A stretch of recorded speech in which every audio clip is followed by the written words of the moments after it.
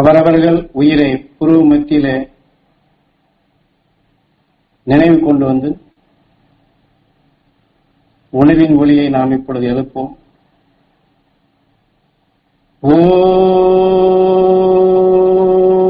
ஓம் ஈஸ்வரா குருதேவா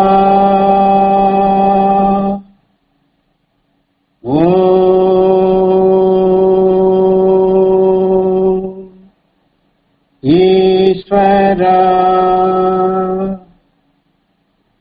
குருதேவா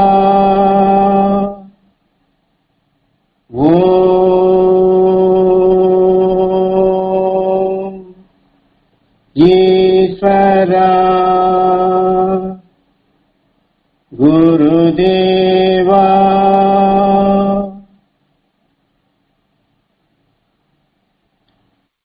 அவரவர்கள் தாய் தந்தையரை மனதிலே நினைவு கொண்டு வந்து அகஸ்தியமா மகரிஷிகளின் அருள் சக்தியும் துருவ மகரிஷிகளின் அருள் சக்தியும் துருவ நட்சத்திரத்தின் பேரருளும் பேரொளியும் சப்தரிஷி மண்டலங்களின் பேரருளும் பேரொளியும் எங்கள் தாய் தந்தையர் பெற அருள்வாய் ஈஸ்வரா.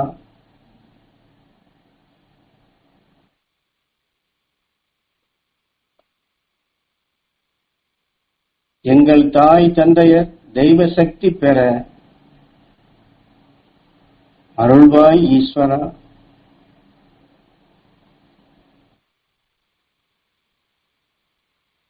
எங்கள் தாய் தந்தையரின் அருளாசி நாங்கள் அனைவரும் பெற அருள்வாய் ஈஸ்வரா.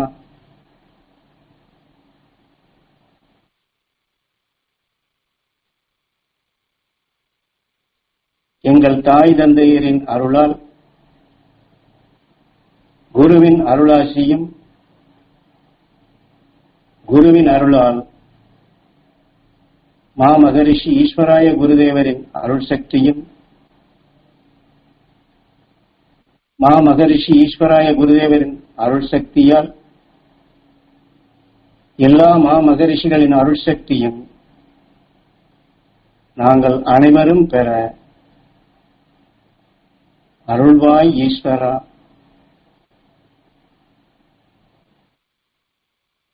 ஓம் ஈஸ்வரா குருதேவா.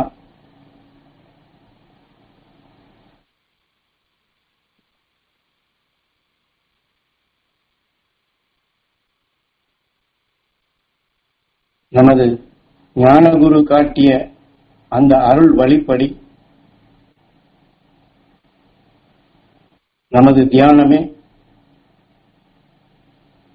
உணர்வுடன் கூடி அந்த உணர்வலைகளை நாம் சுவாசிப்பதுதான்.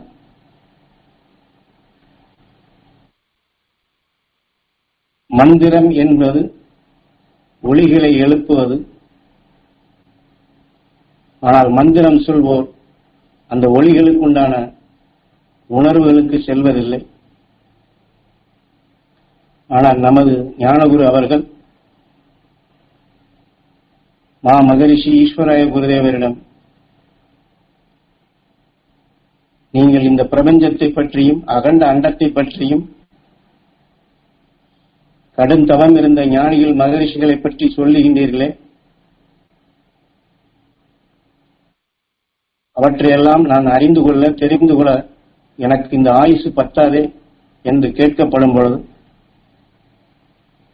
குருதேவர் அவரிடம் சொன்னது, ஆயுசு பத்தாது என்பதை நீ சொல்ல வேண்டியதில்லை. ஒரு திட்டியவனை பதிவு செய்து கொண்ட பின் மீண்டும் மீண்டும் அவனை நினைத்து அதே நினைவாக அந்த உணர்வுகள் உனக்குள் இயக்க சக்தியாக வருவது போன்று நான் சொல்வதையெல்லாம் கூர்மையாக பதிவு செய்து கொண்டு வா. பதிவு செய்ததை மீண்டும் நினைவு கொண்டு வந்தால் அந்த உணர்வுகள் உன்னை அது எங்கே உருப்பெற்றதோ, எதன் உணர்வின் இயக்கமாக இருந்ததோ, அந்த அறிவின் ஞானமாக அந்த பதிவே உன்னை இயக்கும் என்று ஞான குருவிற்கு அவ்வாறுதான் உணர்த்தினார். நமது ஞான குருவும் அடிக்கடி நம்மிடம் சொல்வது, நீங்கள் எல்லாவற்றையும் தெரிந்த பிற்பாடு எடுப்பதென்றால் உங்களால் எடுக்க முடியாது. நான் உங்களுக்குள் அந்த அறிஞானிகளின் உணர்வுகளை ஒவ்வொரு ரிஷியும் எவ்வாறு அந்த ஆற்றல் பெற்றார்கள், எவ்வாறு தங்கள் உயிராத்மாவை ஒளியாக மாற்றினார்கள், எவ்வாறு விண் சென்றார்கள், இன்று விண்ணுலகில் எவ்வாறு அழியாத நிலைகள் கொண்டு வாழ்ந்து கொண்டிருக்கின்றார்கள், மற்றவர்களை வாழச் செய்து கொண்டிருக்கின்றார்கள் என்று எனக்குள் விளைய வைத்த குருநாதர் காட்டிய அந்த நிலைகளை உங்களுக்குள் ஊழ் வினையாக பதிவு செய்கின்றேன். குருநாதர் எமக்குள் எத்தனையோ வழிகளில் பல அனுபவங்கள் மூலமாக எனக்கு உணர்த்தினார். ஆனால் உங்களுக்குள் அதையெல்லாம் இருந்த இடத்திலேயே உங்கள் புலனறிவுகளால், குறிப்பாக செவிகளிலே உபதேச வாயிலாக ஞானிகளை பற்றிய நினைவாற்றலை உணர்வுபூர்வமாக உந்தச் செய்கின்றேன். வாக்காக உங்களுக்குள் பதிவு செய்கின்றேன், ஞான வித்தாக பதிவு செய்கின்றேன். உங்கள் செவிகளிலே பட்டு அந்த உணர்ச்சிகள் உந்தப்படும் பொழுது உங்கள் கண்ணிற்கே அது நினைவுக்கு வரும். நீங்கள் கண்ணின் நினைவு கொண்டு சாமி சொன்னார், சாமி சொல்லுகின்றார், சாமி சொன்ன வழியில் அருள் உணர்வுகளை எடுப்போம், சாமி காட்டிய வழியில் துருவ நட்சத்திரத்தின் பேரருள் பேரொழியை பெறுவோம் என்று சாமி சொன்ன நினைவுகளை வைத்து, பதிவுகளை வைத்து நீங்கள் அதை எளிதில் பெற முடியும். பதிவு இல்லை என்றால் எடுக்க முடியாது. அதற்காகவே உங்களுக்குள் என் குரு எனக்கு இட்ட கட்டளைப்படி அவர் வகுத்து தந்த முறைகள், அதாவது 27 நட்சத்திரங்களுடைய சக்திகளையும், நவக்கோள்களுடைய சக்திகளையும், சப்த ரிஷிகளுடைய சக்திகளையும், சப்த ரிஷி மண்டலங்களுடைய சக்திகளையும்,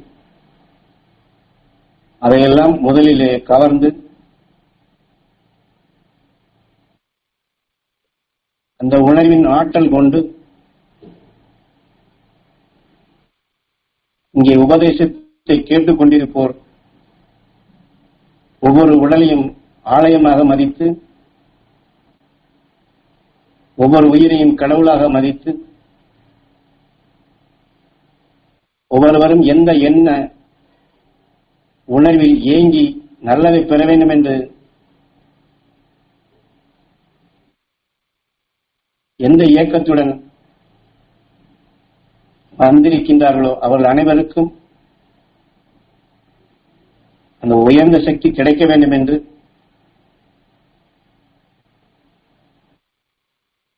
குரு காட்டிய அந்த அருள்வழிப்படிதான்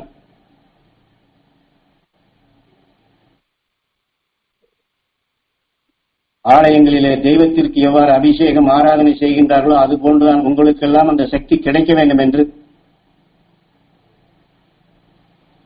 முதலிலே பதிவு செய்கின்றேன். பின் எம்மை சந்தித்தோர் அது பதிவாக்கிய பின் டிவி ரேடியோ ஸ்டேஷன்கள் எப்படி ஒளிபரப்பு செய்கின்றார்களோ அதுபோன்று எம்மை சந்தித்தோர் அனைவருக்கும் அந்த துருவ நட்சத்திரத்தினுடைய பேரருள் பேரொளி கிடைக்க வேண்டும் என்று சதா ஒளிபரப்பு செய்து கொண்டே இருக்கின்றேன். உங்கள் வாழ்க்கையில் அறியாது துன்பமோ துயரமோ வேதனையோ கஷ்டமான நேரங்களில் எல்லாம் அந்த சக்தி உங்களுக்கு கிடைக்க வேண்டும் என்று, நீங்கள் அந்த சக்தி பெற வேண்டும் என்று எண்ணுவதே என்னுடைய பொழுதுபோக்கு என்று ஞானகுரு அடிக்கடி இதை நமக்குள் பதிவு செய்துள்ளார்கள். அவரை சாமி சொல்லி இருக்கின்றார்.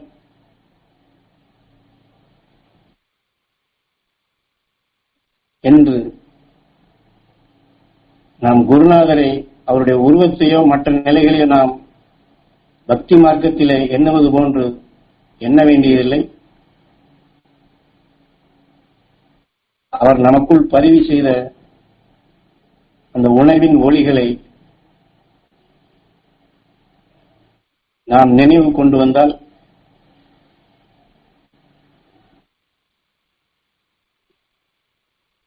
அவர் ஒளிபரப்பு செய்து கொண்டிருக்கின்ற இப்பொழுதும் நமக்காக கிடைக்க செய்ய வேண்டும் என்று எந்த அலைகளை பாய்ச்சிக் கொண்டிருக்கின்றாரோ அந்த அலை வரிசையோடு நம்முடைய நினைவுகளும் உணர்வுகளும் ஒன்றுபடும்.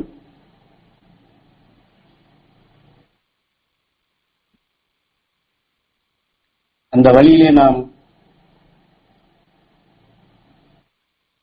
என்றால் அதனால்தான் இதை உணர்வுடன் கூடிய தியானம் என்று சொல்வது. வெறும் சொல்லாக அல்லது உணவின் அதாவது வெறும் ஒளிகளாக எண்ணாதபடி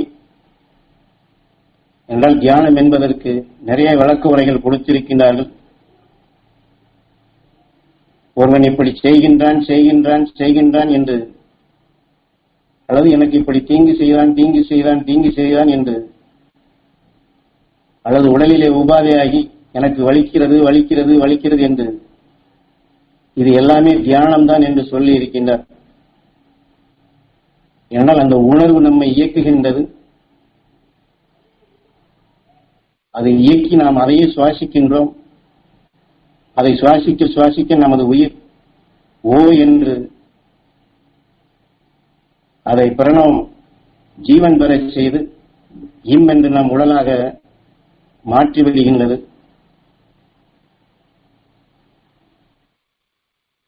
அதுபோன்றுதான் உங்களுக்குள் பதிவு செய்த ஞானிகள் மகரிஷிகளுடைய அருஞான வித்துகளுக்கு குரு அருளால் அந்த அருள் சக்தி நான் பெற வேண்டும்.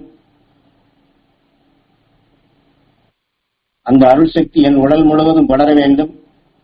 என் உடலில் இருக்கக்கூடிய அணுக்கள் பெற வேண்டும் என்று சாமி சொன்னார் என்று என்றால் அதைத்தான் குரு பலம் குரு பக்தி என்று சொல்வார்கள்.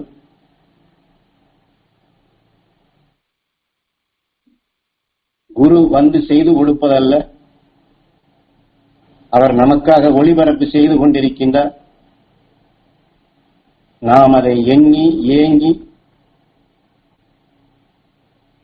அவர் உணர்வோடு ஒன்றி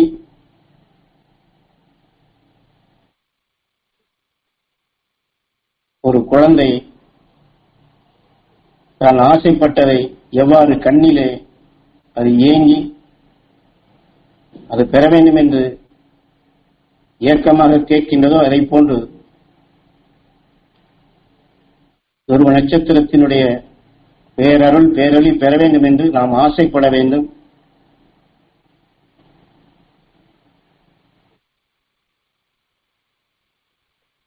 ஆசைப்பட்டு நாம் அந்த அருள் சக்தி பெற வேண்டும் என்று நினைவை செலுத்த செலுத்த நமது உயிர்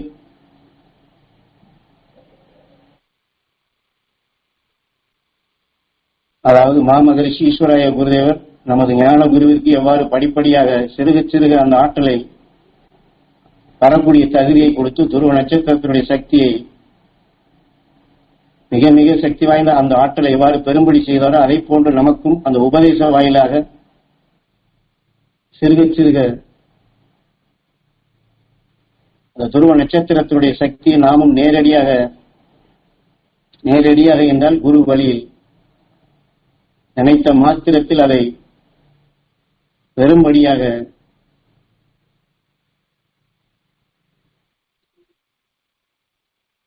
அந்த தகுதியை நமக்கு ஏற்படுத்தியுள்ளார்கள்.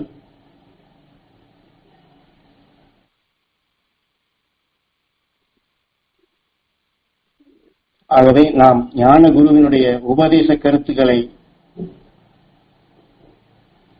அதுவும் குறிப்பாக அவர் ஒளி நாடாக்களிலே பதிவு செய்த அந்த உணர்வலைகளை, அந்த உணர்ச்சிகளை, அதை நாம் பதிவு செய்தால் அவருடைய உணர்வு நமக்குள் குருவாக நின்று,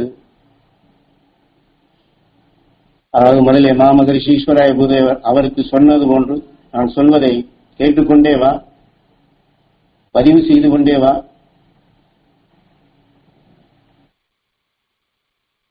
அதை நீ நினைவு கொண்டால் உனக்கு அந்த அண்டத்தினுடைய நிலைகளையும் அணுவின் ஆற்றலையும் நீ அறிய முடியும்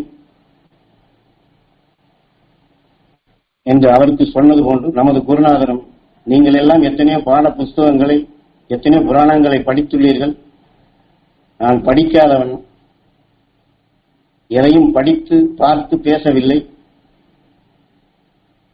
குரு எனக்குள் பதிவு செய்ததை, அந்த பதிவுதான் எனக்குள் உணர்த்தியதைத்தான், அவருடைய உணர்வலைகள் எனக்குள் உணர்த்தியதைத்தான் நான் பேசுகின்றேன், படித்து பேசவில்லை, பதித்து பேசுகின்றேன் என்று. ஏனென்றால் வேதங்களை பற்றியும் உபனிஷத்துக்களை பற்றியும் எத்தனை ரிஷிகள் ஞானிகள் வெளிப்படுத்திய பல்லாயிரக்கணக்கான ஆண்டுகளுக்கு முன் காற்றிலே மறைந்துள்ள சக்தி வாய்ந்த உணர்வுகளையும் இது எந்த ஏட்டிலும் எந்த பாட புத்தகத்திலும் உங்களால் காண முடியாது. குரு எனக்குள் பதிவு செய்ததை, அந்த உணர்வலைகள் எங்கெல்லாம் இந்த காட்டில் இருக்கின்றதோ அவர் சொன்ன நிலைகளை, அந்த நினைவலைகளை செலுத்தி அதை இழுத்து கவர்ந்து அதன் வழிதான் வெளிப்படுத்துகின்றேன். ஆக நீங்களும்,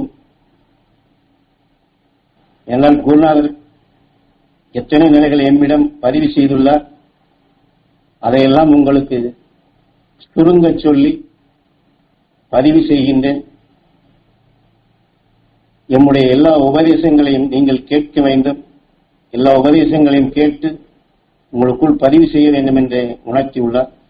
ஆகவே நாம் சந்தர்ப்பம் கிடைக்கும் பொழுது சிறுக சிறுக ஞான குருவனுடைய உபதேச கருத்துக்கள் அனைத்தையுமே கேட்கும் வாய்ப்புகளை நாம் உருவாக்க வேண்டும். அதை கேட்டு பதிவாக்கி ஞானகுரு மாமகரிஷி ஈஸ்வராய குருவருடைய அருள் துணை கொண்டு எவ்வாறு விண்ணினுடைய ஆற்றலையும் மகரிஷியுடைய ஆற்றலையும் அகசியம் கண்டுணர்ந்த அனைத்தையும் அவர் எவ்வாறு கண்டுணர்ந்தாரோ, தனக்குள் விளைய வைத்தாரோ, தனக்குள் வந்த தீமைகளை மாற்றினாரோ, உணரை ஒளியாக மாற்றினாரோ, அந்த பேரருள் பேரொளி அந்த குரு வழியில் நாமும் அதை பெற முடியும்.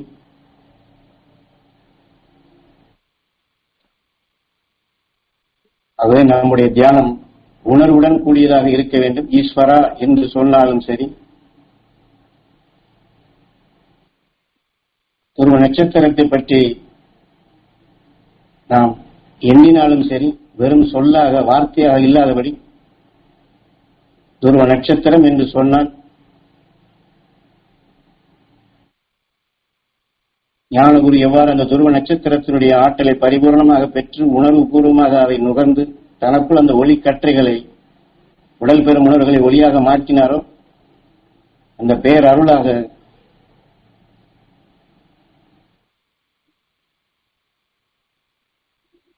நமக்கு துருவ நட்சத்திரம் எப்படி இருக்கும், எந்த திசையில் இருக்கும், எந்த நிலையில் இருக்கும் என்பது தெரியவில்லை என்றாலும் அவர் உணர்வோடு நாம் ஒன்றி தன்னிச்சையாக நம்முடைய நினைவுகள் அங்கே செல்லும். அவர் சொல்வது போன்று அந்த துருவ நட்சத்திரத்தினுடைய ஒளி அலைகள் நம் உணர்வுக்குள் இணைவதை உணர்வு பூர்வமாக உணர முடியும். அந்த சக்திகள் நமக்குள் பெருகுவதையும் நாம் அனுபவபூர்வமாக தெரிந்து கொள்ள முடியும். அதை பதிவு செய்து அதை மீண்டும் கண்ணின் நினைவு கொண்டு வந்து அதை சுவாசித்து அதை நமக்குள் விளைய வைத்து அதன் பின் தான் அதை உணர முடியுமே தவிர அப்படித்தான் உணர வேண்டும் என்று சொல்கின்றார். முதலிலே எல்லாவற்றையும் தெரிந்து அதற்கு பின் எடுக்க வேண்டும் என்றால் இந்த சாதாரண கல்வி நிலைகளுக்குத்தான் அது செல்லும். அந்த ஞானம் என்ற நிலைகள் இழக்கப்படும் என்று சொல்லி இருக்கின்றார்கள். ஆகவே நாம் இந்த தியானத்தை குரு நமக்கு அந்த உணர்த்திய அந்த வழிப்படி ஞானகுரு எவ்வாறு தியானித்து அந்த சக்தியை பெற்றாரோ தியானத்தின் மூலம் அவர் எப்படி துருவ நட்சத்திரத்தினுடைய பேராற்றலை கலந்தாரோ அவர் உணர்வோடு ஒன்றி நாம் தியானிப்போம்.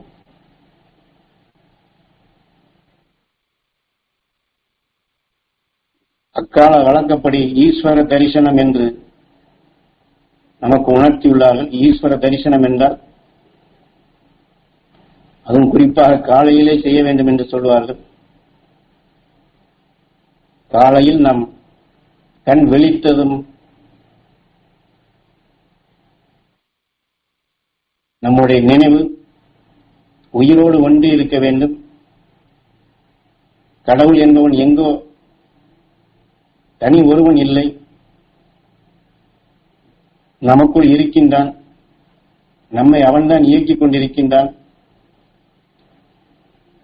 நாம் எதை எண்ணி இயங்குகின்றோமோ அதை நமக்குள் உருவாக்கி தருகின்றான் என்று வெளியிலே தேடாது.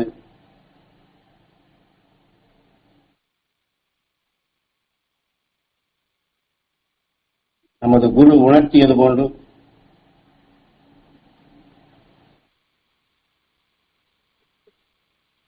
பரிபூர்ணமாக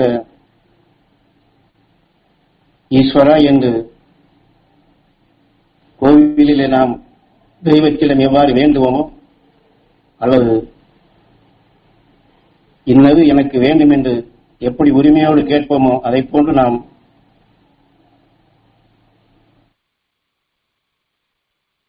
புருவ மத்தியிலே உயிரோடு ஒன்றி நாம் கேட்டு பழக வேண்டும். துருவ நட்சத்திரத்தின் பேரருள் பேரொளி நாங்கள் பெற அருள்வா ஈஸ்வரா என்று சொல்லாதபடி உணர்வு பூர்வமாக எனக்கு அந்த துருவ நட்சத்திரத்தினுடைய சக்தி வேண்டும் என்று நாம் உயிரிடம் எந்த அளவுக்கு நாம் புருவ மத்தியிலே அழுத்தமாக உணர்வு பூர்வமாக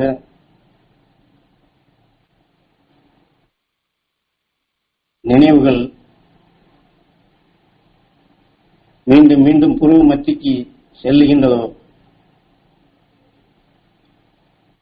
அந்த சக்தி நமக்குள் வலுக்கொண்டதாக மகரிஷிகள் ஞானிகள் உணர்வோடு ஒன்றுவதாக துருவ நட்சத்திரத்தினுடைய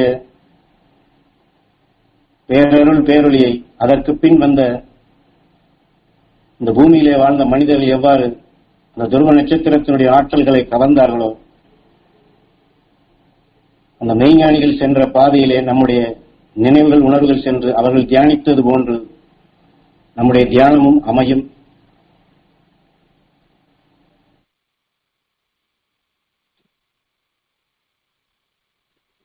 ஒரு மைக்கில் ஒருவர் பேசுகிறார்கள் என்றால் அந்த மைக் சரியாக வேலை செய்கிறதா என்று முதலில் அதை சரிபார்த்து சப்தங்களை சரி செய்து கொள்வது போல் நம்முடைய நினைவு நம் உயிரோடு ஒன்று இருத்தல் வேண்டும்.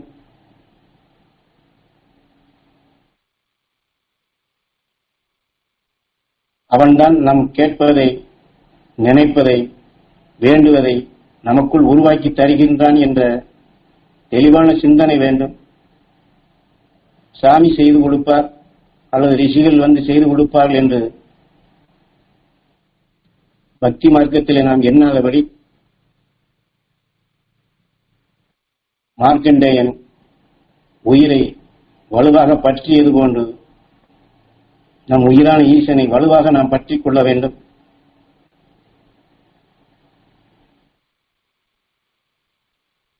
குருநாதர் காட்டிய அந்த அருள் வழிப்படி நாம் உயிரோடு ஒன்றி நாம் தியானிப்போம். என்றால் உயிரோடு ஒன்றக்கூடிய உணர்வுகள் தான்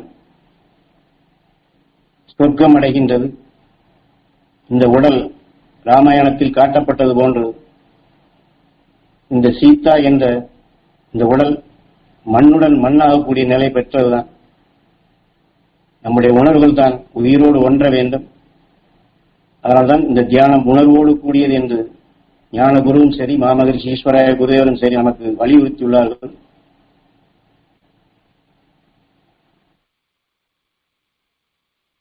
இதை ஒரு குட்டி கதையாக போட்டு காண்பித்தது போன்று நாரதன் கொண்டு வந்த ஞானக்கனியை தாய் தந்தையரை சுழன்று வந்து பேரண்டமும் பேருலகமும் எந்த நிலையில் இருக்கிறது என்று அந்த வினையை அவன் தனக்குள் சேர்த்துக் கொண்டதால் அந்த விநாயகனுக்கு அந்த ஞானக்கனி கிடைத்தது. ஆக நாம் நல்ல வினைகளை சேர்க்க வேண்டும், நல்ல வினைகளை வளர்க்க வேண்டும். நல்ல வினைகளை, நல்ல வித்துகளை ஞானகுரு நமக்கு ஏற்கனவே பதிவு செய்துள்ளார்கள். உபதேச வாயிலாக நமக்கு கொடுத்துக் கொண்டே இருக்கின்றார்கள். அந்த வித்துகளை நாம் ஓங்கி வளர்த்தால் நாம் வின் செல்வது எளிது. குருநாதர் காட்டிய நிலையில் எல்லோருக்கும் அதை கிடைக்கவும் செய்ய முடியும். ஆக முருகன் நினைவை வெளியிலே செலுத்தி எங்கோ ஏதோ இருக்கின்றது என்று வெளியிலே செலுத்தாது. அதாவது வெளியிலே என்றால் வெளியிலே தான் எல்லாம் இருக்கிறது என்று எண்ணாதபடி நமக்குள் இருக்கும் அந்த ஒளியான வித்து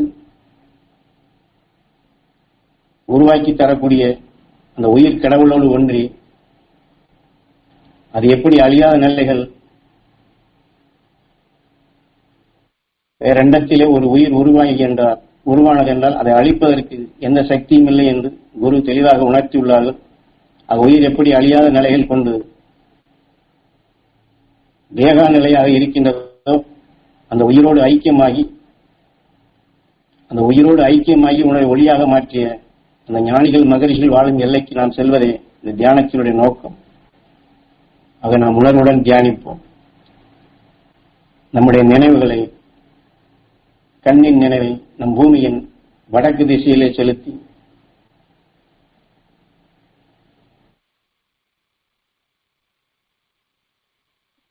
நம் பூமியின் துருவத்தின் வழியாக நினைவை செலுத்தி அகசியின் துருவனாகி, துருவ மகரிஷியாகி, துருவ நட்சத்திரமாக விண்ணிலே சுழன்று கொண்டிருக்கும் இந்த துருவ நட்சத்திரத்தின்பால் நம் கண்ணின் நினைவுகளை செலுத்தி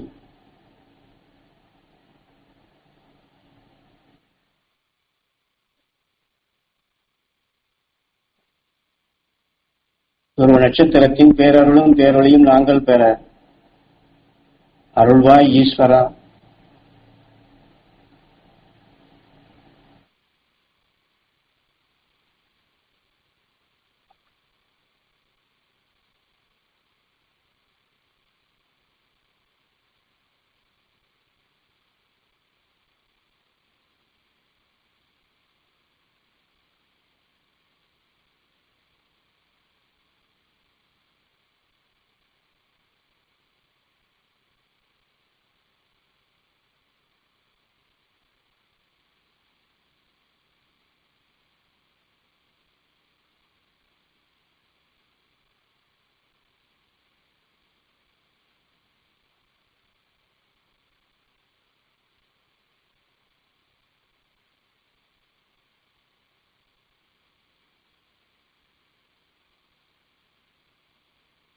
இப்பொழுது புருவ மத்தியிலே துருவ நட்சத்திரத்தை நினைவு கொண்டு வந்து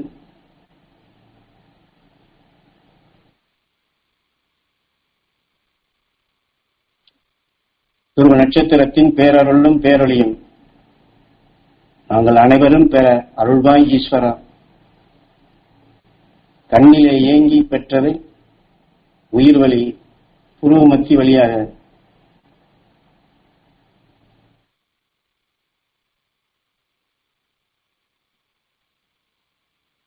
இச்சா சக்தி, கிரியா சக்தி, ஞான சக்தி என்ற துருவ நட்சத்திரத்தினுடைய பேரருள் பேரொளி பெற வேண்டும் என்று இச்சைப்படுகின்றமோ அதனின்று வெளிப்படும் அந்த பேரருள் நம் புருவ மத்தியிலே இப்பொழுது இணைகின்றது, மோதுகின்றது.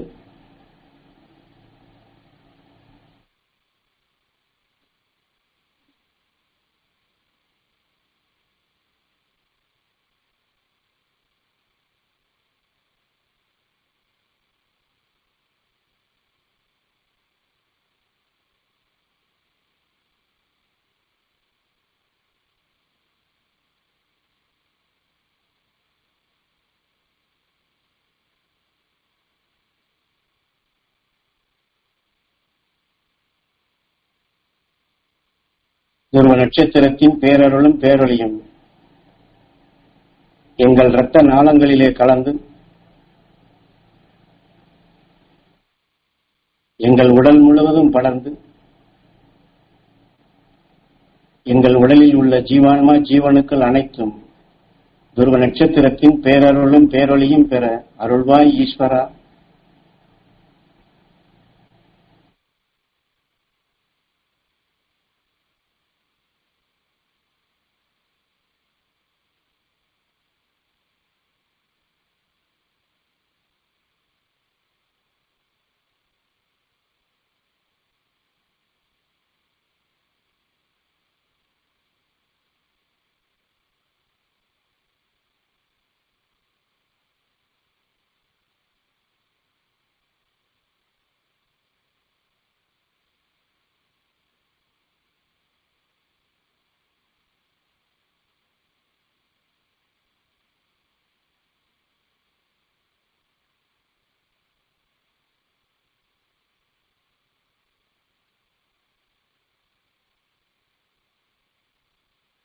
ஒரு நேர் கோடு போன்று துருவ நட்சத்திரம் நமது உயிர் புருவமத்தி நம் உடலில் இருக்கக்கூடிய அந்த அணுக்கள் ஒரு நேர் கோடு போன்று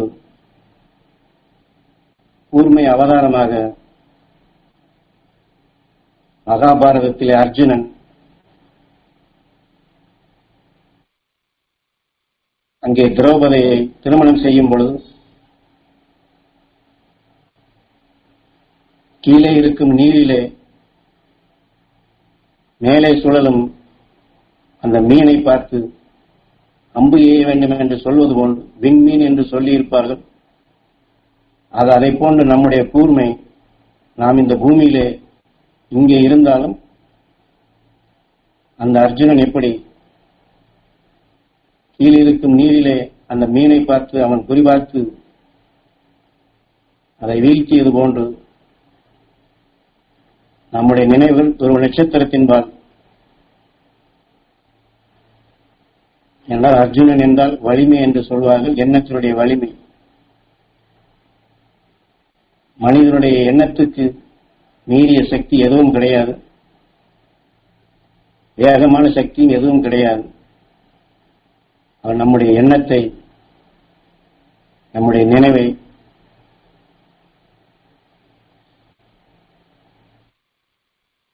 அந்த துருவ நட்சத்திரத்தின் பேரருள் பேரொளியை அதை இழுத்து கவர்ந்து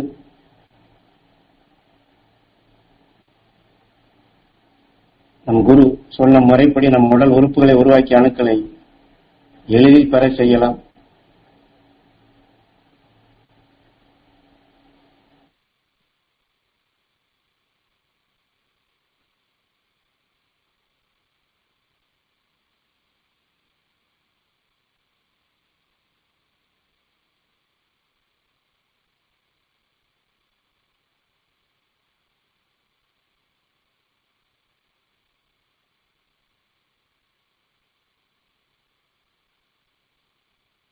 துருவ நட்சத்திரத்தின் பேரருளும் பேரொளியும் எங்கள் உடல் முழுவதும் படர்ந்து எங்கள் உடலில் உள்ள எல்லா உறுப்புகளிலும் படர்ந்து இந்த உறுப்புகளை உருவாக்கிய எல்லா அணுக்களிலும் துருவ நட்சத்திரத்தின் பேரருளும் பேரொளியும் படர்ந்திட அருள்வாய் ஈஸ்வரா.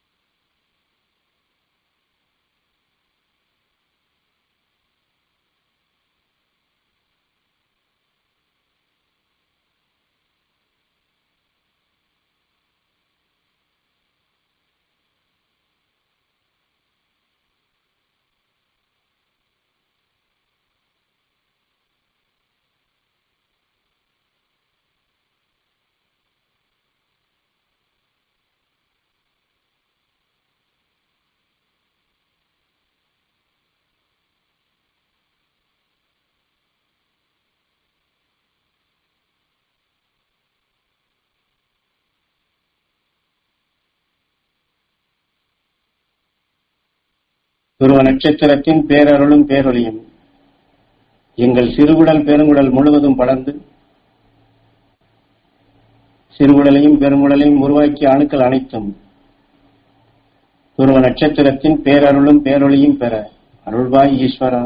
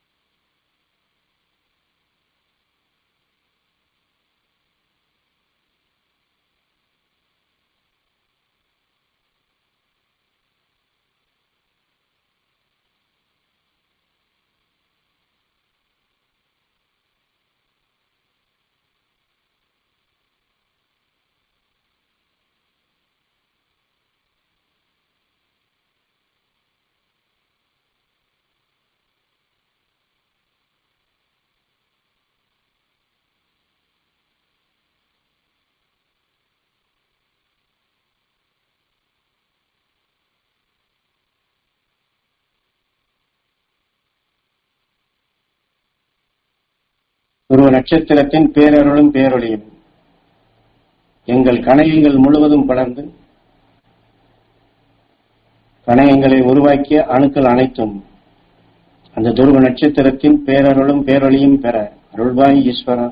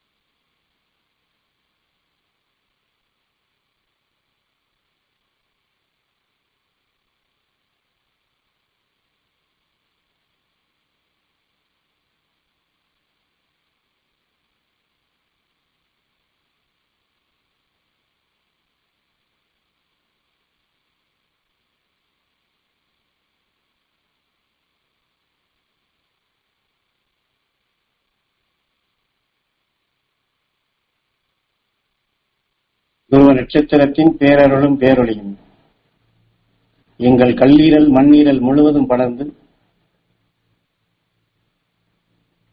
கல்லீரலையும் மண்ணீரலையும் உருவாக்கிய அணுக்கள் அனைத்தும் துருவ நட்சத்திரத்தின் பேரருளும் பேரொளியும் பெற அருள்வாய் ஈஸ்வரா.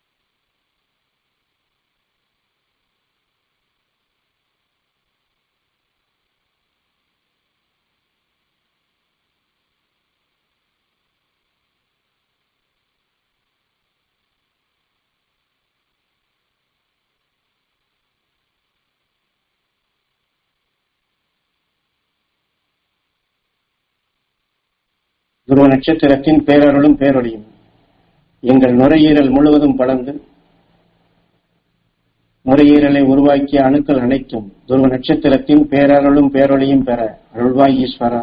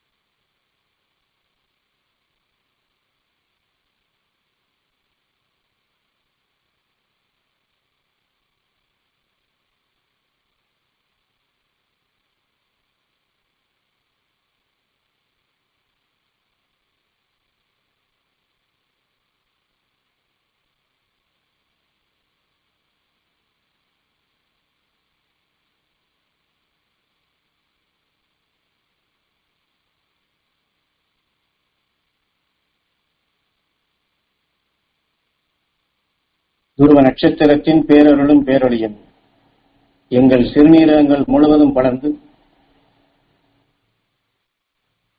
சிறுநீரகங்களை உருவாக்கிய அணுக்கள் அனைத்தும் துருவ நட்சத்திரத்தின் பேரருளும் பேரொளியும் பெற அருள்வாய் ஈஸ்வரா.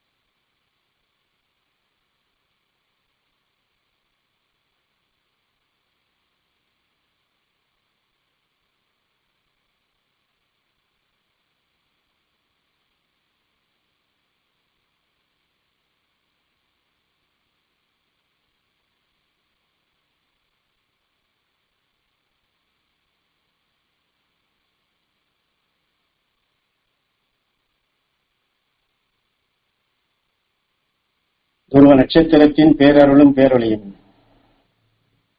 எங்கள் இருதயம் முழுவதும் படர்ந்து இருதயத்தை உருவாக்கிய அணுக்கள் அனைத்தும் துருவ நட்சத்திரத்தின் பேரருளும் பேரொளியும் பெற அருள்வாய் ஈஸ்வரா.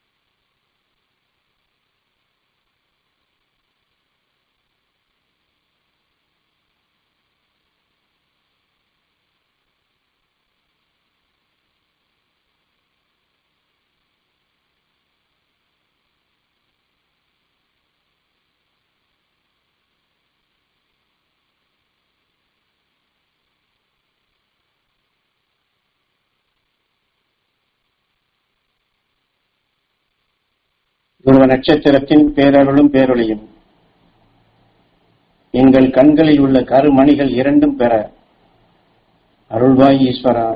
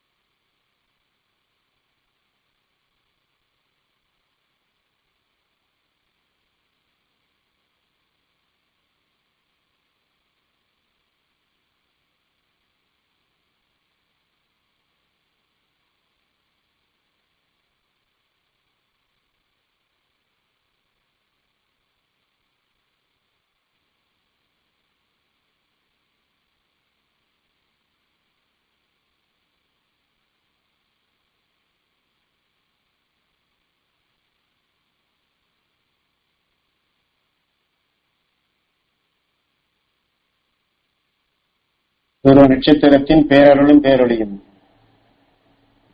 எங்கள் நரம்பு மண்டலம் முழுவதும் படர்ந்து நரம்புகளை உருவாக்கிய அணுக்கள் அனைத்தும் துருவ நட்சத்திரத்தின் பேரருளும் பேரொளியும் பெற அருள்வாய் ஈஸ்வரா.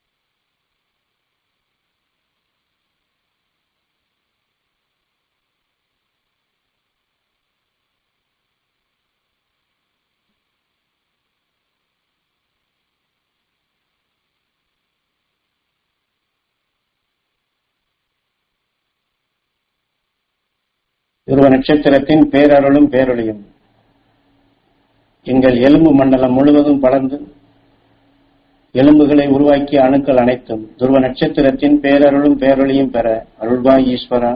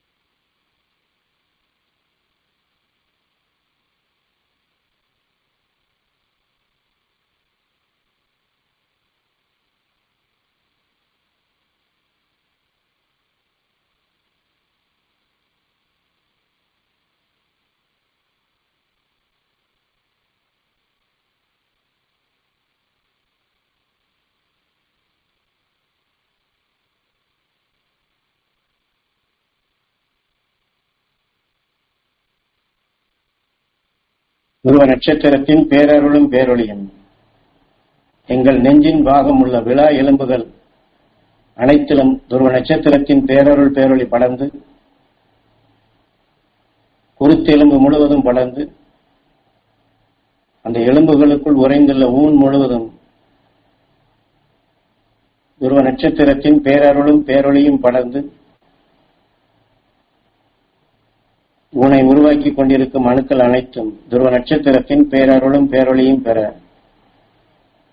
அருள்வாய் ஈஸ்வரா.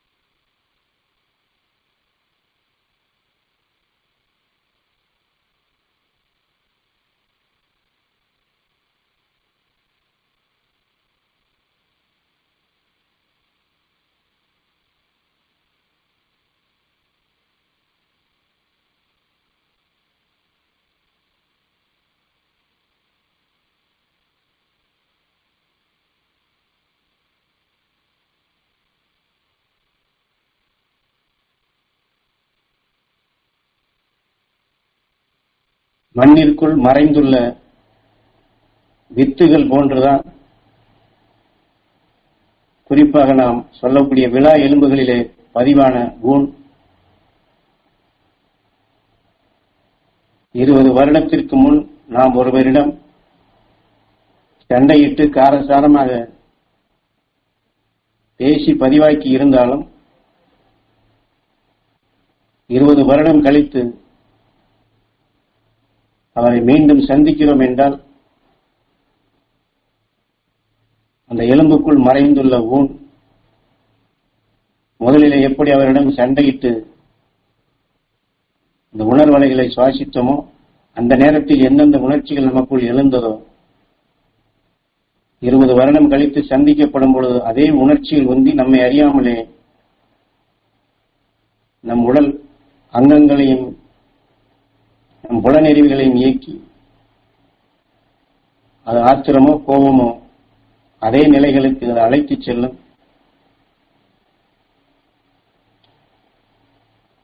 இதைத்தான் குருநாதர் நம்மிடம் நம்முடைய வாழ்க்கையில் அறியாது சேர்ந்த எத்தனையோ தீய வினைகள் இருக்கின்றது, பாவ வினைகள் இருக்கின்றது. பாவ வினைகள் என்றால் ஒரு உயிரினமோ அல்லது மனிதர்களோ நம் கண்ணு முன்னாடியே வேதனைப்படுவதை, அடிபடுவதை அல்லது ஈவு இறக்கமற்று கொல்லப்படுவதை, அட பாவமே என்று இறக்கப்பட்டு நாம் சுவாசித்திருந்தோம் என்றால் இதெல்லாம் பாவ வினைகளாக நமக்குள் இருக்கும். அதே போன்று பூர்வ ஜென்ம வினைகளும் சாப வினைகள். சாப வினைகள் என்றால் நம்முடைய தாய் வழியோ தந்தை வழியோ 2 தலைமுறைக்கு முன் உன்னுடைய சந்ததியினரெல்லாம் இந்த மாதிரி ஆக வேண்டும் என்று அவர்கள் சாபமிட்டு அழிய வேண்டும், நாசமாக போக வேண்டும் என்று எந்தெந்த உணர்வுகளை அவர்கள் நம்முடைய முன்னோர்களோ மற்றவர்களோ இத்தகைய உணர்வுகளை என்னால் அதான் வித்து என்று சொல்வது. அது கொடி வழியாக அந்தந்த கால பருவத்திலே அது ஜீவன் பெற்று நம்மை அறியாமலே அந்த நிலைக்கு அழைத்துச் செல்லும். இத்தகைய தீய வினை, சாப வினை, பாவ வினை, பூர்வ ஜென்ம வினையில் இருந்து நாம் விடுபட இந்த எலும்புக்குள் உறைந்துள்ள ஊன் முழுவதும் துருவ நட்சத்திரத்தின் பேரருள் பேரொளி அது படர வேண்டும் என்று எந்த அளவிற்கு நாம் ஏங்கி அது பெறுகின்றோமோ அந்த ஊனிலே அது படர வேண்டும்.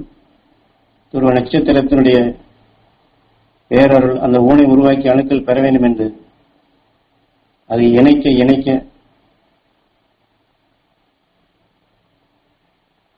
அவைகளை நாம் கட்டுப்படுத்த முடியும். அந்த வினைகள் நம்மை இயக்காதபடி நாம் தடுக்க முடியும். அதே சமயத்தில் துருவ நட்சத்திரத்தினுடைய பேரருள் பேரொளியை வளர்க்கக்கூடிய ஊனாக மகரிஷிகள் ஞானிகள் வெளிப்படுத்தக்கூடிய சக்திகளை நம் ஆன்மாவிலிருந்து சுவாசித்து இழுத்து எளிதாக கவரக்கூடிய ஊனாக நாம் மாற்றிக்கொள்ள முடியும் என்றால் அதனால்தான் குரு அடிக்கடி எம்முடைய உபதேசங்களை அடிக்கடி கேட்டு உங்கள் எலும்புக்குள் ஊனாக உங்களுக்குள் பதிவு செய்கின்றேன், நீங்கள் பதிவாக்கிக் கொள்ளுங்கள் என்று அடிக்கடி சொல்வது அதுதான்.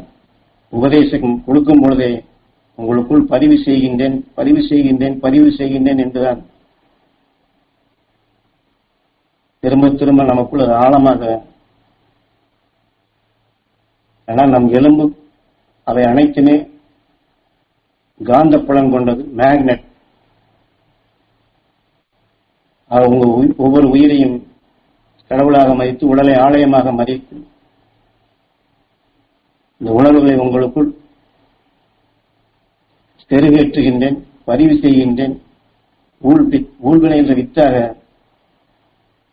உங்களுக்குள் ஆழமாக கண் வழியாக பாய்ச்சுகின்றேன் என்று சொல்லுகின்றார். என்றால் மாமகரிஷி ஈஸ்வராய புதேவர் எமக்கு தொட்டு அந்த உயர்ந்த சக்திகளை கொடுத்தார். ஆனால் உங்களுக்கு கண் வழியாக அந்த அருளை பாய்ச்சுகின்றேன்.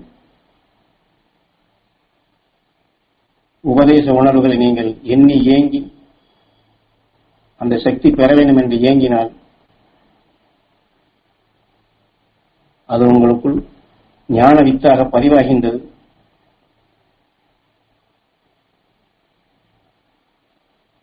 அந்த பதிவு உங்களை துருவ நட்சத்திரத்திற்கு அழைத்துச் செல்லும் என்று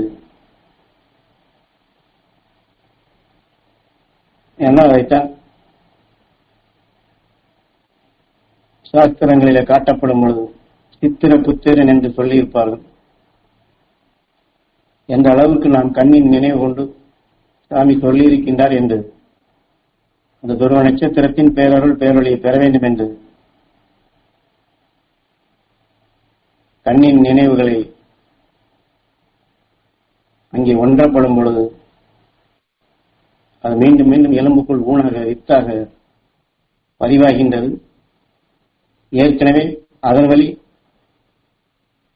அந்த ஊனிலிருந்து உடலுக்குள், உடல் உறுப்புகளுக்குள், இரத்தத்தில் உருவான அணுக்களுக்கு, விளைந்து கொண்டிருக்கும் அந்த அணுக்களுக்கு ஒரு செடிக்கு நீர் ஊற்றியது போன்று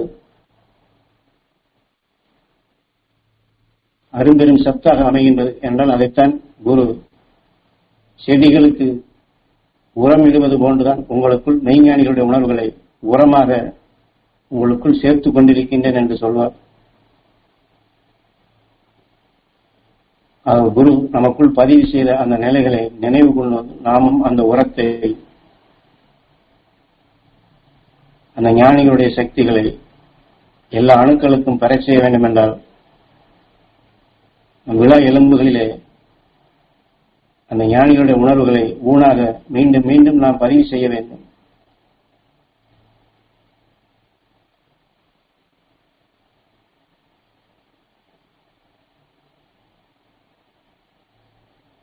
அப்பொழுதுதான் நாம் தீய வினைகளை, சாப வினைகளை, இதற்கு முன் நாம் அறியாது சேர்ந்த எத்தனை நிலைகளை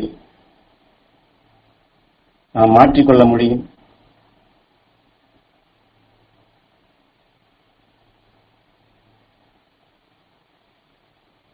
ஏனென்றால் எதையும் அழிக்க முடியாது.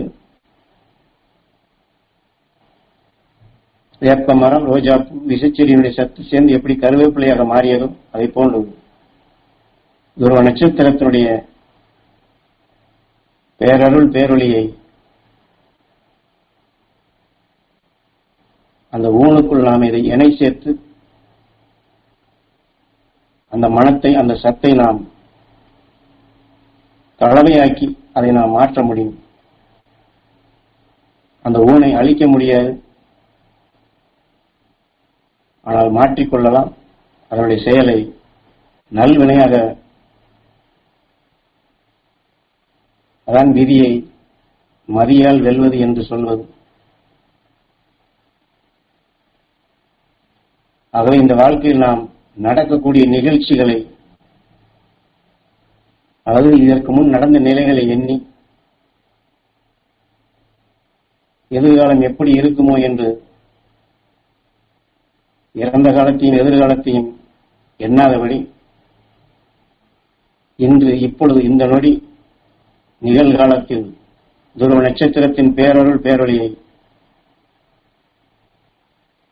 நமக்குள் வினையாக சேர்ப்பதே, நமக்குள் ஆற்றல் மிக்கதாக சேர்ப்பதே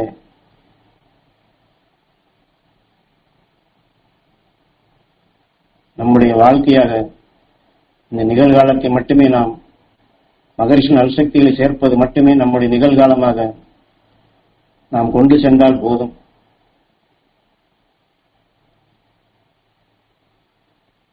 எது நமக்குள் விளைகின்றதோ அது நம்மை அங்கே அழைத்துச் செல்லும்.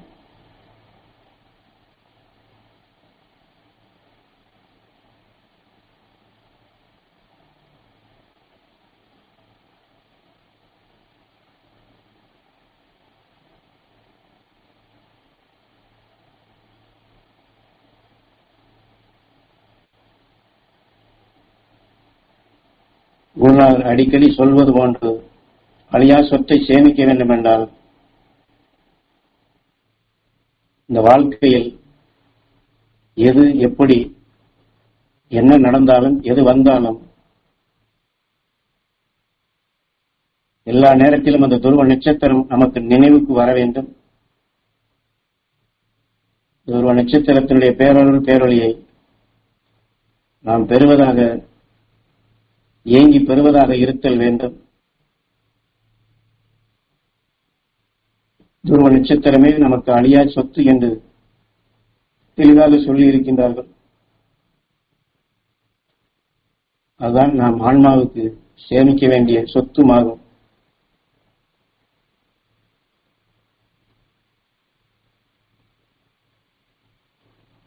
அந்த அழியா சொத்தை நாம் பெற ஆசைப்படுவோம்.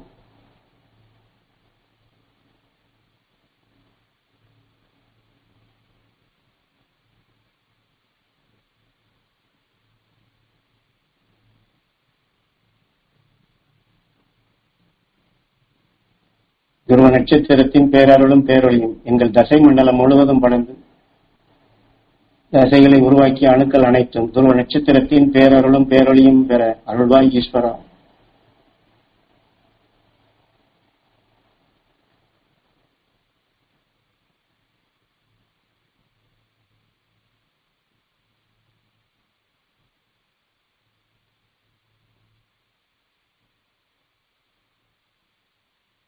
துருவ நட்சத்திரத்தின் பேரருளும் பேரொளியும் எங்கள் தோல் மண்டலம் முழுவதும் படர்ந்து தோல் மண்டலத்தை உருவாக்கிய அணுக்கள் அனைத்தும் துருவ நட்சத்திரத்தின் பேரருளும் பேரொளியும் பெற அருள்வாய் ஈஸ்வரா.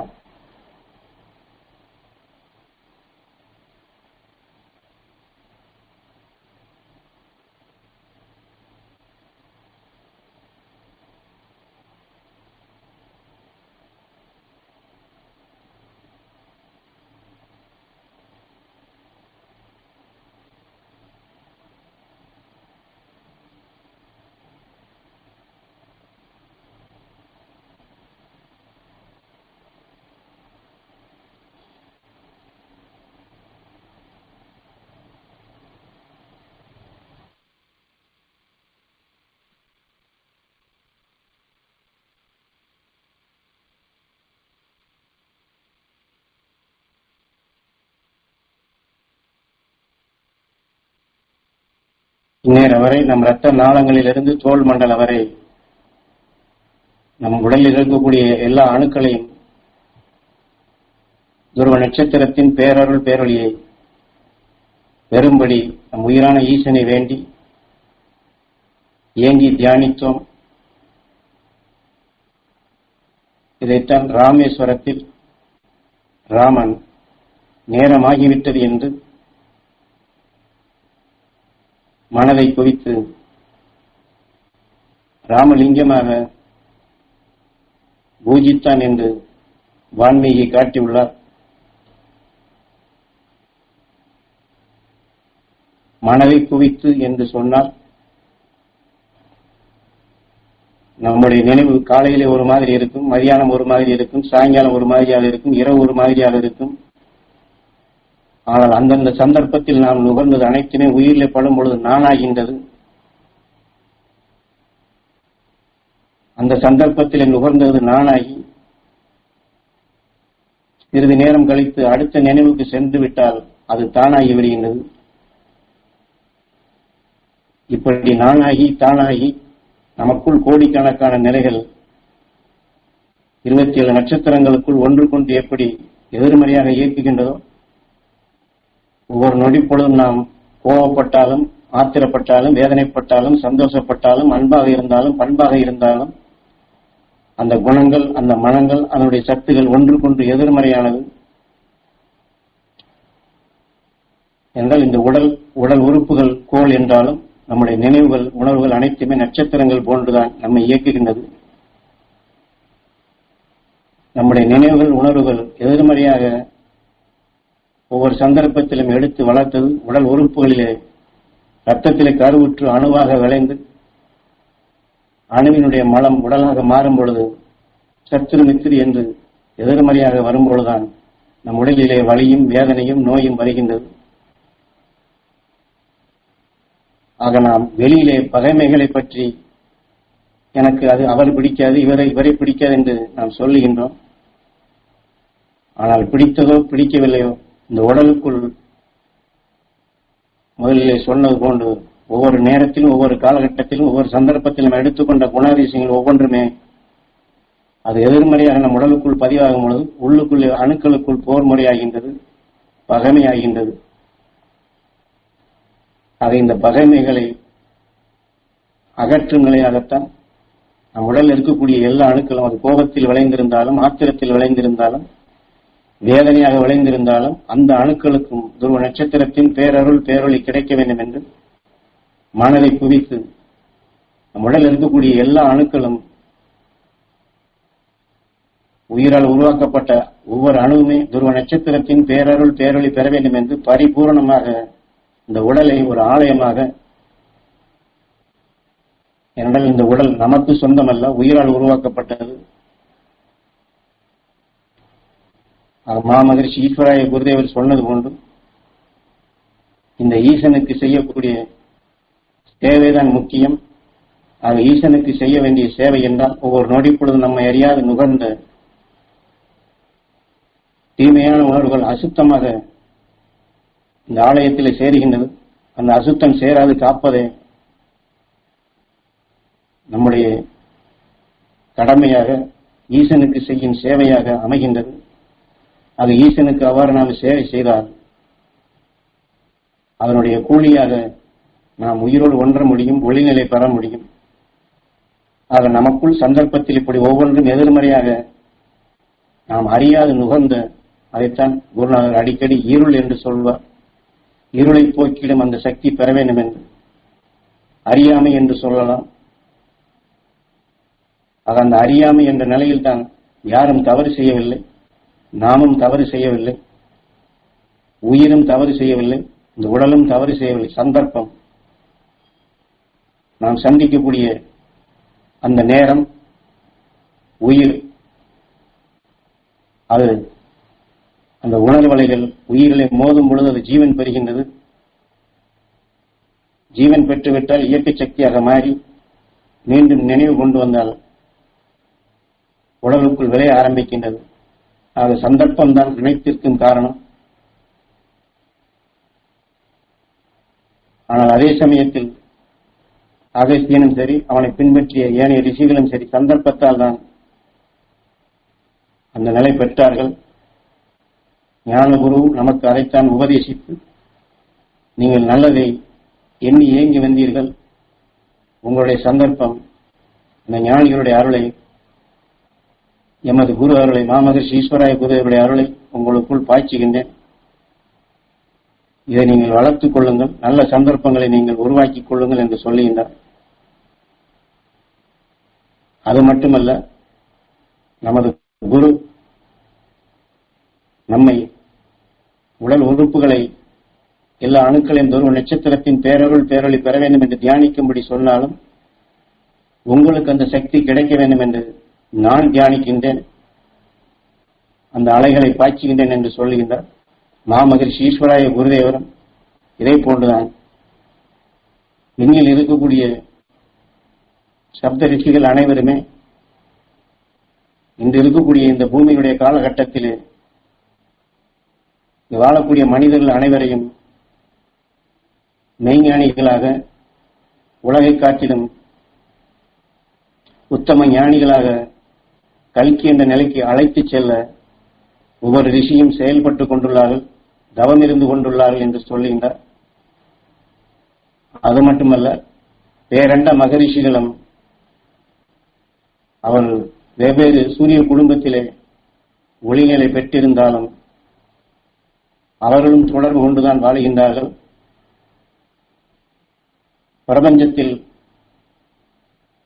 உயிரணுவாக தோன்றி பூமிக்குள் அது விஜயம் செய்து பல கோடி சரீரங்கள் வளர்ச்சி பெற்று ஒவ்வொரு சரீரத்திலும் தன்னை காத்திட வேண்டும் என்று இப்படி பரிணாம வளர்ச்சி அடைந்து மனிதர்களாக வளர்ச்சி பெற்ற நிலைகள், அந்த மனிதர்களை ஞானிகளாக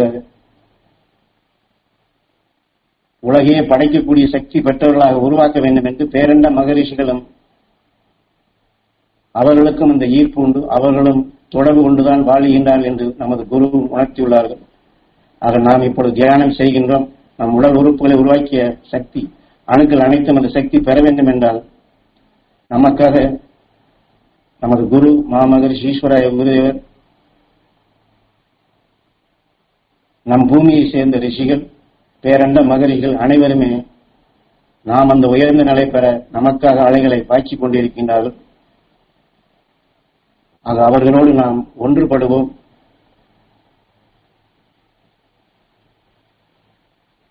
அவருடைய துணை கொண்டு நாம் இந்த சரீரத்திலேயே பிறவில்லா நிலை என்னும் அந்த அழியா ஒளி சரீரம் பெற நாம் தியானிப்போம், பிரார்த்திப்போம். இந்த சந்தர்ப்பத்தை நாம் நல்ல சந்தர்ப்பமாக நாம் உருவாக்குவோம்.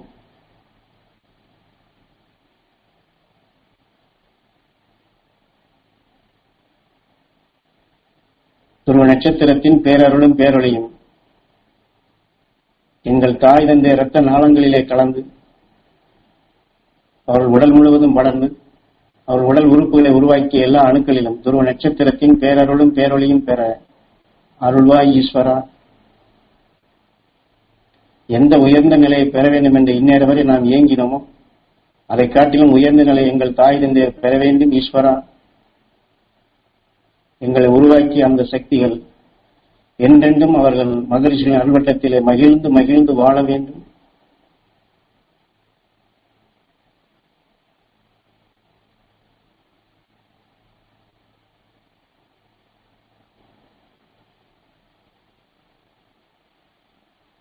எங்கள் தாய் தந்தையருடைய அரவணைப்பில் என்றென்றும் நாங்கள் குரு அருளை பெற்று குரு அருளால் எல்லா மகரிஷியினுடைய அருள் சக்திகளையும் பெற்று எங்கள் தாய் தந்தையருடைய நல்லாசியால் நாங்கள் அனைவரும் பிறவியில்லா நிலை அடைந்திட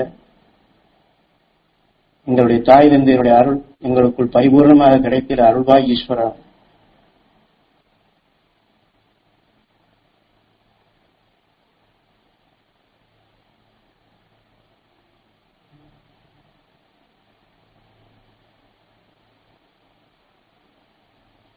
துருவ நட்சத்திரத்தின் பேரருளும் பேரொழியும் கணவன் தன் மனைவி பெற வேண்டும் என்றும் மனைவி தன் கணவன் பெற வேண்டும் என்றும் ஏங்கி தியானிப்போம்.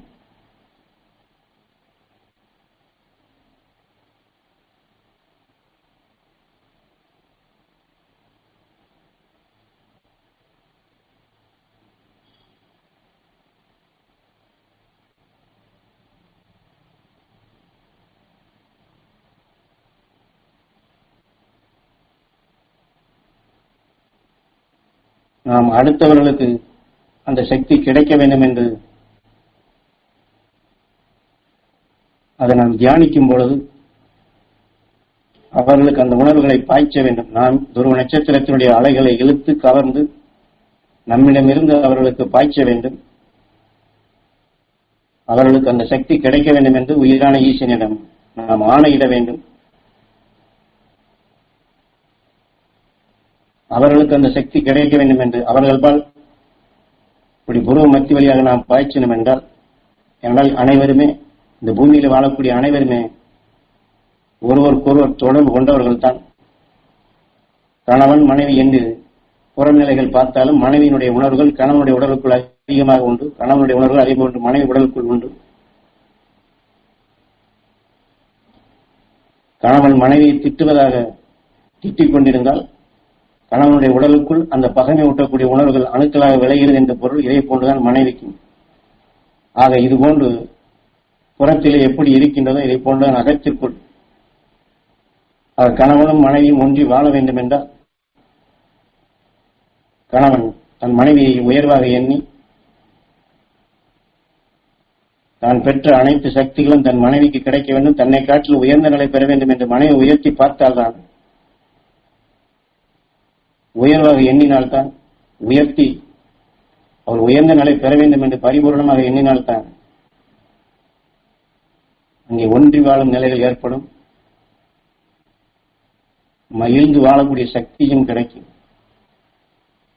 நம் உடலுக்குள் இருக்கக்கூடிய அந்த இரு பாலருடைய உணர்வுகளும் கருவுற்று இரு மனமும் ஒரு மனமாகும், இரு உயிரும் ஒன்றாக இணையும். என்றால் அப்படி ரிஷி பத்தினி என்ற நிலைகள் வாழ்ந்து கொண்டிருப்பவர்கள் தான் சப்த ரிஷி மண்டலத்தில் உள்ளார்கள்.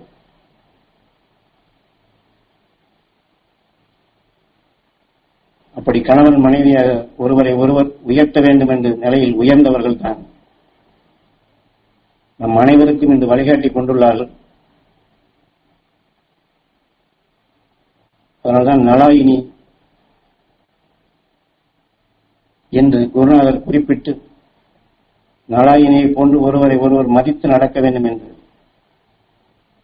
மனைவியால் முடியவில்லை அல்லது கணவனால் முடியவில்லை என்றால் அங்கே நாம் குறையை எண்ணாது, குறைகளை காணாது, அங்கே நிறைவான நிலைகள் வளர வேண்டும் என்றுதான் கணவனும் செயல்பட வேண்டும், மனைவியும் செயல்பட வேண்டும். குறைகளை காணுவதோ குறைகளை சுட்டி காட்டுவதோ இந்த நிலைகள் இருந்தால் ஒன்றி வாழும் நிலைகளை அங்கே பிரிக்கப்படுகின்றது. அது அத்தகைய நிலையில் இல்லாதபடி குருநாதர் காட்டிய அந்த நெறிப்படி கணவன் மனைவி நாங்கள் அனைவரும் வசிஷ்டரும் அருந்ததியும் போன்று இருமணம் ஒருமணமாய் நாராயணியை போன்று ஒருவரை ஒருவர் மதித்து நடந்து சாவித்திரியை போன்று ஒன்றிய நிலைகள் கொண்டு எங்களுடைய இல்லற வாழ்க்கையில் இருளினை அகற்றி அகசியனும் ஒரு மனைவி எவ்வாறு நஞ்சினை வென்றார்களோ அதை போன்று நஞ்சினை வென்றிடும் அருள்சக்தி பெற்று பேரருள் பேரொழியாக நாங்கள் ரிஷி பத்தினி என்ற நிலை அடைய வேண்டும் ஈஸ்வரா என்று ஒருவரை ஒருவர் உயர்த்த வேண்டும் என்று இந்த உணர்வுகளை நாம் பாய்ச்சுவோம். ஏனென்றால் ரிஷி பத்தினி என்பதனுடைய அர்த்தமே அதுதான். ரிஷியினுடைய பத்தினி அல்ல, கணவனும் மனைவியும் இவ்வாறு ஒன்றி கணவன் தன் மனைவி உயர்த்தி பார்க்கக்கூடிய நிலையில் தான் அங்கே ரிஷி பத்தினி என்று அங்கே பெயர் வருகின்றது. அகண்ட அண்டத்தினுடைய இயக்கமே சிவசக்தி தான்.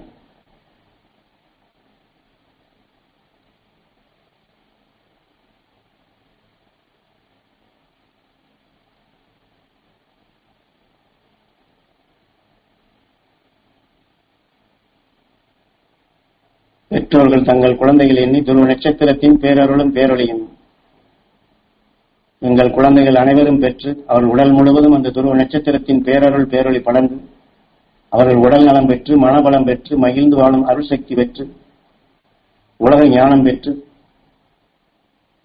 அகசியனை போன்று இந்த உலகையே காட்டிடும் அருள் ஞானிகளாக மெய்ஞானிகளாக மகரிஷிகளாக வாழ்ந்திட வளர்ந்திட அருள்வாய் ஈஸ்வரா.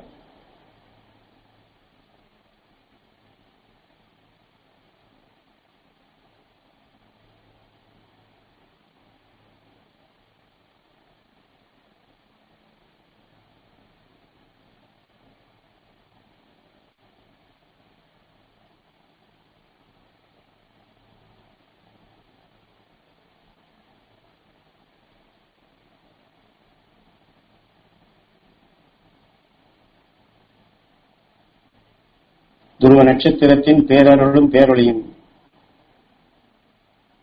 இங்கே தியானத்தில் அமர்ந்திருக்கும் அனைவரது இரத்த நாளங்களிலும் கலந்து அனைவரது உடல் முழுவதும் படர்ந்து அனைவரது உடல் உறுப்புகளை உருவாக்கிய எல்லா அணுக்களிலும் துருவ நட்சத்திரத்தின் பேரருள் பேரொழி படர்ந்து இந்த தியானத்தில் அமர்ந்திருப்போர் அனைவரும் அவர்கள் குடும்பத்தார் அனைவரும் எல்லா மகரிஷிகளின் அருள்சக்தி பெற்று வாழ்க்கையில் அறியாது சேர்ந்த தீய வினைகள், சாப வினைகள், பாவ வினைகள், பூர்வ ஜென்ம வினைகள் அனைத்தும் அகன்று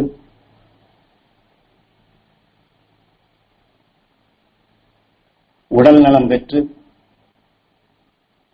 மனபலம் பெற்று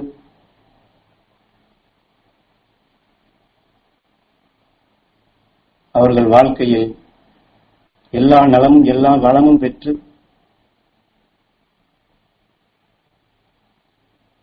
செல்வ செழிப்புடன் மன மகிழ்ச்சியுடன் ஒன்றுபட்டு வாழ்ந்திட அருள்வாய் ஈஸ்வரா.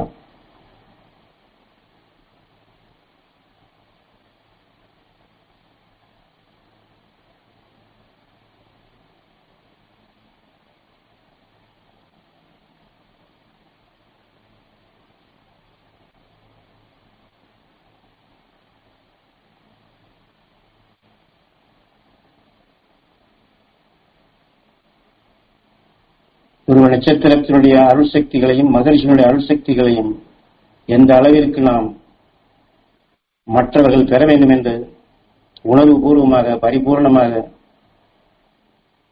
மற்றவர்கள் கிடைக்க வேண்டும் என்று செயல்படுத்துகின்றமோ அதுதான் பேரானந்த பெரும் செல்வம் என்று குரு குறிப்பிடுகின்றார்கள்.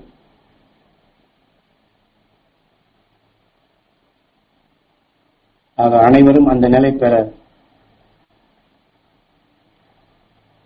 எல்லோருக்கும் கிடைக்க வேண்டும் என்று நாம் தியானிப்போம்.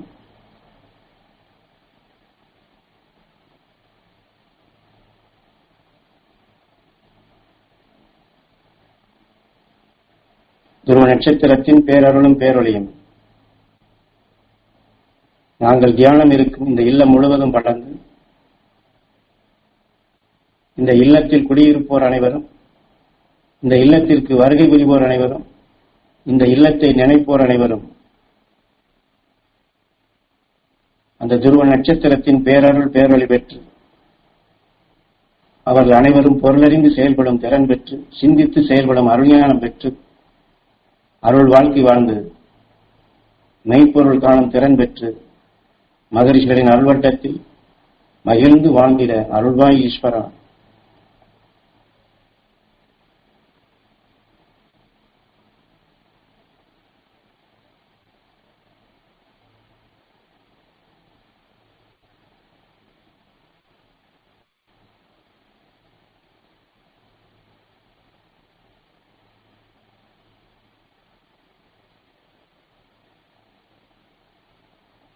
துருவ நட்சத்திரத்தின் பேரருளும் பேரொளியும் நாங்கள் தொழில் செய்யும் இடங்கள் முழுவதும் பலந்து, அங்கே தொழில் செய்வோர் அனைவரும், அங்கே பணிபுரிவோர் அனைவரும்,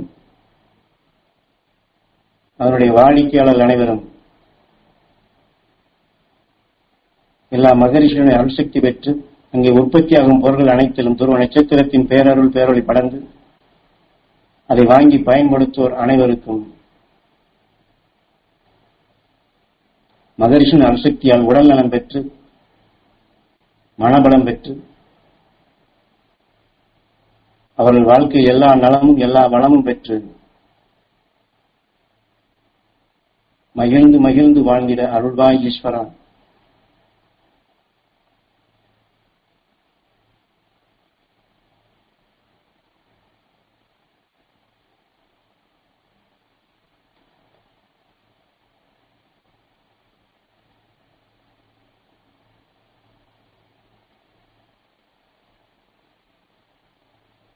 இப்பொழுது நம்ம நினைவுகளை விண்ணிலை செலுத்தி துருவ நட்சத்திரத்தின் ஈர்ப்போட்டத்தில் சுழன்று கொண்டிருக்கும் அந்த சப்தரிஷி மண்டலங்களின் பேரருளும் பேரொளியும் நாங்கள் அனைவரும் பெற அருள்வாய் ஈஸ்வரா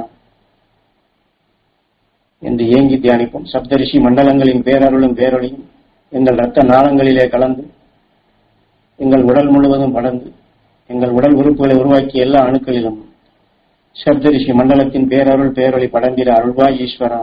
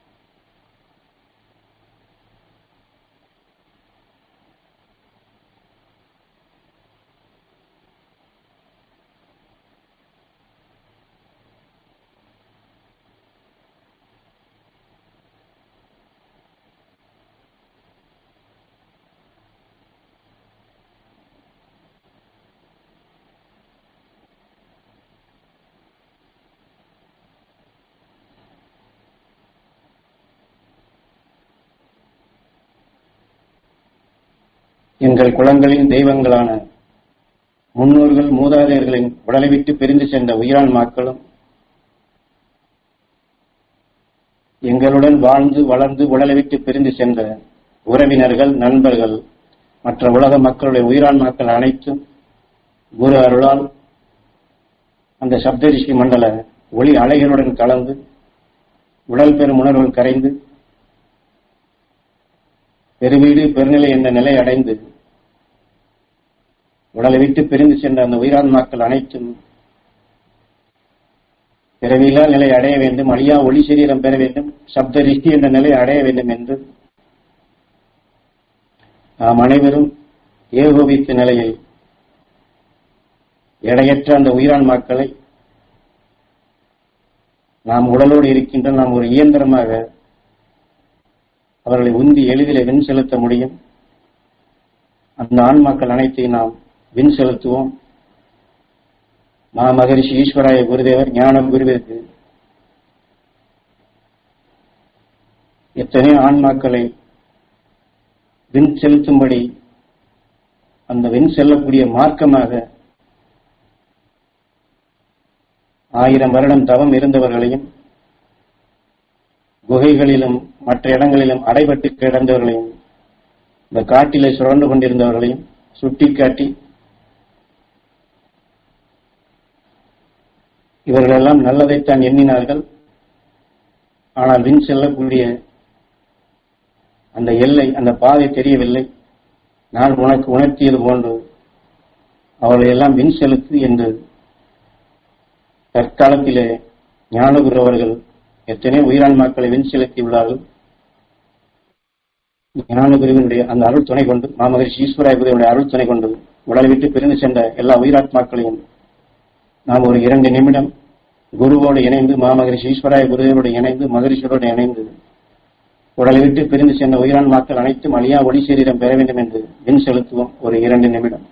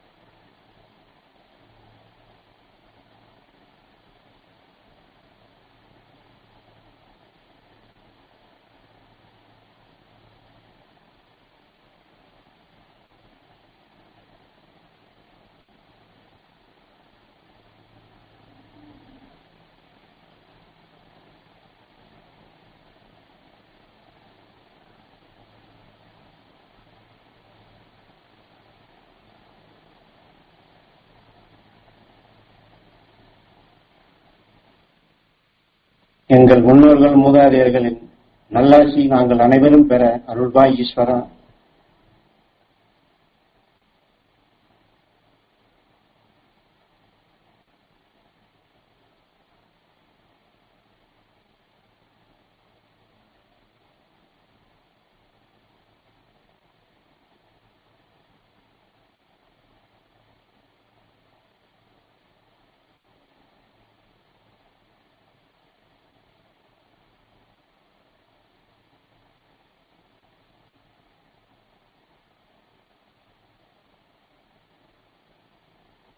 அகஸ்தியமா மகரிஷிகளின் அருள்சக்தியும், துருவ மகரிஷிகளின் அருள்சக்தியும், துருவ நட்சத்திரத்தின் பேரருளும் பேரொழியும், சப்தரிஷி மண்டலங்களின் பேரருளும் பேரொழியும் வான் மண்டலம் முழுவதும் படர்ந்து, இந்த பூமி முழுவதும் படர்ந்து நல்ல மழை பொழிந்து, தாவர இனங்கள் அனைத்தும் செழித்து வளர்ந்து, இந்த ஊரும் உலகமும் உலக மக்களும் நலமும் வளமும் பெற அருள்வாய் ஈஸ்வரா. மகரிஷி அகஸ்தியர் வாழ் நினைவை செலுத்தி, அவர் எப்படி தம்முடைய நினைவாற்றலால் விண்ணினுடைய ஆற்றலை அது மேகங்களாக, மழை நீர் மேகங்களாக அவர் ஈர்க்கும்படி செய்து ஜீவ நீராக உருவாக்கினார். அதை போன்று அவருடைய அருள் துணை கொண்டு நம்முடைய மூச்சலைகளால் கருமேகங்களை நாம் கூட்டச் செய்வோம். மழை நீராக பொழிய வேண்டும் என்று நம்முடைய மூச்சலைகளை பாய்ச்சுவோம்.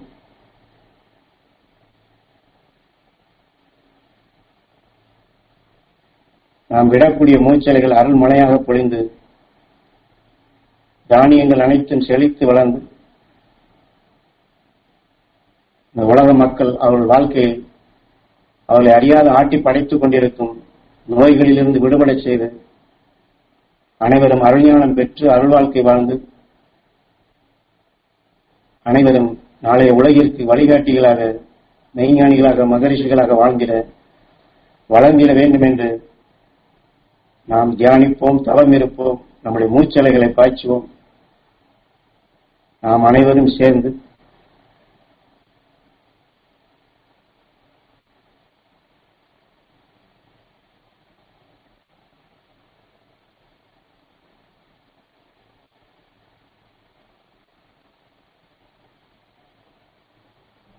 உலக மக்கள் அனைவரும் சகோதர பாசத்துடன் ஒன்றுபட்டு வாழ வேண்டும் என்று நாம் தவம் இருப்போம்.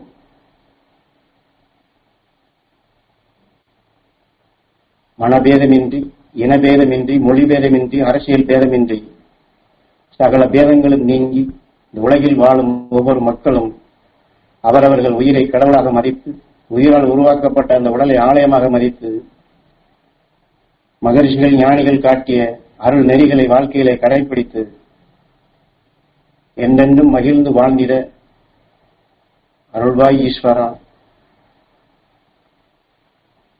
ஞான குருவின் அருள் சக்தியும் மாமகரிஷி ஈஸ்வராய குருவினுடைய அருள் சக்தியும் இந்த உலகில் வாழும் அனைத்து மக்களுக்கும் அவர்களுக்கு உறுதுணையாக இருந்து அனைவரும் அருள்வழி வாழ்ந்து ஒவ்வொருவரும் தன்னைத்தான் உணர்ந்து அனைவரையும் மதித்து நடக்கக்கூடிய அந்த அருள் சக்தி பெற்று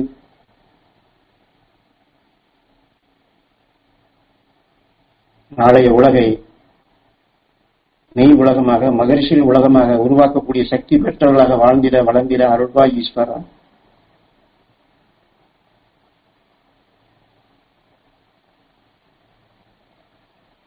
குரு அருளும் மாமகரிஷி ஈஸ்வராய குருவரும் அவருடைய அருளும் எல்லோருக்கும் உறுதுணையாக அமைய வேண்டும் என்று, எல்லோருக்கும் கிடைக்க வேண்டும் என்று ஒவ்வொரு நொடி பொழுதும் நாம் தியானிப்போம், தவம் இருப்போம் என்று கூறி இந்த தியானத்தை நிறைவு செய்வோம். எல்லாரும் சேர்ந்து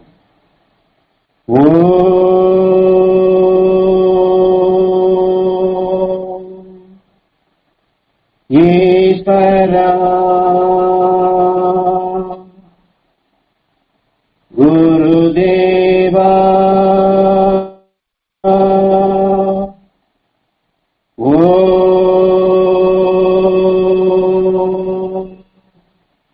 ஈஸ்வரா குருதேவா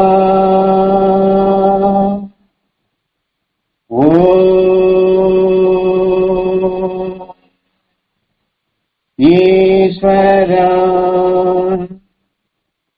குருதேவா. தியானத்தை நிறைவு. வணக்கம்.